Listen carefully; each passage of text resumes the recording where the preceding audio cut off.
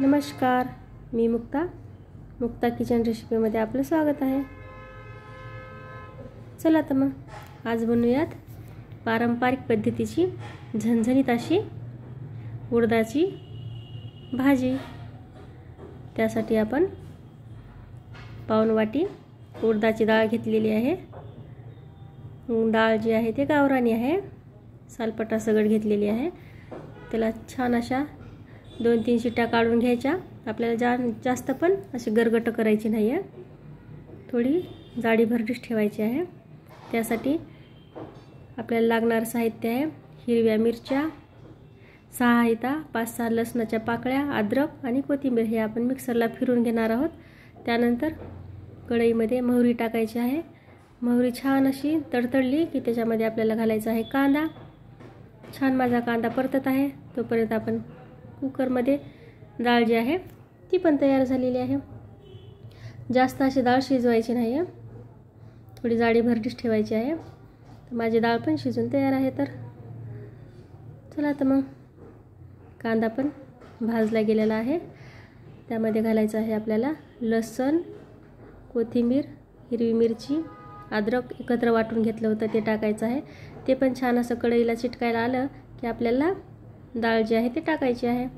शिजलेली आपली डाळ जी आहे ती टाकायची आहे।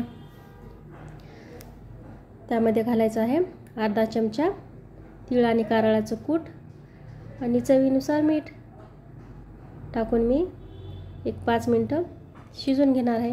छान अशी शिजल्याच्या नंतर आपल्याला त्याच्यावरून कोथिंबीर घालायची आहे। तोपर्यंत मी भाजी शिजत आहे, तोपर्यंत मी भाकरी बनवून घेत आहे। छान अशी पारंपरिक पद्धतीची जुन्या पद्धतीची आपली ही डिश आहे। आजकालच्या मुलांना भाकरी खायला आवडत नाहीत, तरी पण अशा रेसिपी ज्या आहेत ती करायच्या आणि लेकराला खाऊ घालायच्या। हेल्दी असतात उडदाची डाळ वगैरे हिवाळ्याचं। छान अशी माझी भाकरी मोठी लट बनवून तयार झालेली आहे। आपल्याला भाकर जी आहे ते अगोदर भाकरीची जी खालची बाजू असते ते छान अशी शेकून घ्यायची, त्यानंतरच आपल्याला पाणी लावायचं आहे। मस्त अशी मी भाकरी माझी भाजून घेत आहे। तोपर्यंत तुम्ही माझ्या चॅनलला सबस्क्राइब करा, माझे व्हिडिओ आवडत असतील तर लाईक करा, कमेंट करा आणि शेअर करा व्हिडिओ। छान अशी भाकरी जी आहे ती बनवून तयार झालेली आहे। आता आपल्याला पलटून घ्यायची आहे।